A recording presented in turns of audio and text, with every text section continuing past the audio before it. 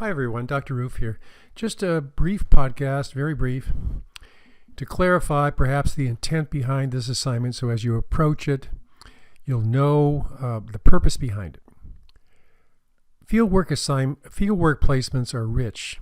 Candidates year after year have told me that they've learned so much from the cooperating teachers. So I want you to do that, begin to do that in this assignment. There are so many kids out there, your teachers are good ones, and you can learn so much in the time that you're out there. There's a big focus on autism in our program, and so there are other kids with other disabilities, and this is a beginning opportunity to look at some of those other kids and to find out a little bit more about the disability conditions that they receive services under, and find out how to support them. So, having said that, I know that you have not been in your placements for very long, a few days. And evidence-based practices, this may be just a phrase for you. You may not even know what evidence-based practices in terms of kids with, for example, learning disabilities are. So I realize that, but still I want you to start and to look in your placements and see kids aside from those with autism, and recognize the fact that maybe what you would do for a child with autism is the same thing you would do. Maybe the strategies are the same that you would use for a child with a learning disability or with attention deficit disorder. So I recognize the fact that you haven't been out there very long, a few days, that you don't have many days to do this assignment in, and that I don't want you either to overwhelm your teacher. So in terms of the evidence-based practices or the practices that are being used now, if you have a chance to talk to your teacher, great. If you don't, use your powers of observation to just describe to the best of your ability what is happening, what strategies your teachers are using with which kids. Choose a particular disability and then zero in on that, and to the best of your ability, describe what they're doing to support those kids. So, and then for the rest of the assignment, go to websites. If you need help in finding a direction to learning disability websites, let me know. Or to websites regarding Down syndrome or attention deficit hyperactivity disorder, I would direct you first and foremost to the What Works Clearinghouse. This is a great website that covers all disability areas and should provide you with some really good suggestions. Okay, so that's just the background for this assignment. It's not a big one. It's to introduce you to the APA format and to get you in the habit of looking at what is happening in your classroom. A habit that I hope that you will continue across not only this quarter, but across the year.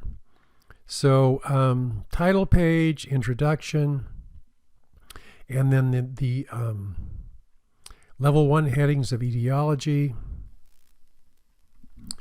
Let me just pan down a little bit.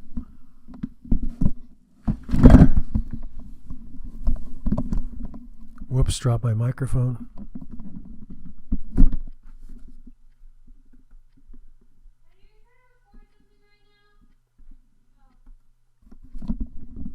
Characteristics, core challenges, intervention approaches used, possible EBPs, possible additional EBPs. This is where the What Works Clearinghouse or other websites will help you. Yeah, so that's really it. If you use Katie Baker's paper as a model and realize that this is your first attempt at this, and see what you can see, dig into the literature or into the websites and suggest possible additional EBPs, at least one, perhaps two, and in terms of intervention approaches used, at least one that you see or have talked to your teacher about. That's fine. All right. The other part, etiology, characteristics, core challenges, you should be able to get this from researching online. So Write clearly. Don't pad. You should come up double-spaced with about 5 pages. If you have further questions, or if you want to bring your headings to me to check, or your title page or your reference page for a particular reference, I'm not going to be a stickler in terms of if the comma was in the right place or the period was in the right place in terms of the references. Do your best. Go on OWL at Purdue, and if you have a website, look how they format references that are web pages, and just take your counsel from the OWL at Purdue website. So that's it. APA it's either right or wrong. I'm not expecting everybody to be perfect, but I'm expecting you to give it your best shot, especially on the title page, especially on the reference page, and especially in regards level 1 headings. Okay? So that's it. Come early on next Tuesday if you have questions, you want to show something to me before you submit it, and I'll be there. I'll be there at 4 o'clock. We'll start class at 5:30. If you're good, if you have this in hand, then you can perhaps grab a bite to eat at home, or just relax a little bit, or come and meet with your CAP group in those minutes from 5 or 5:10 to 5:30. Okay, hope this helps, and I look forward to reading your papers.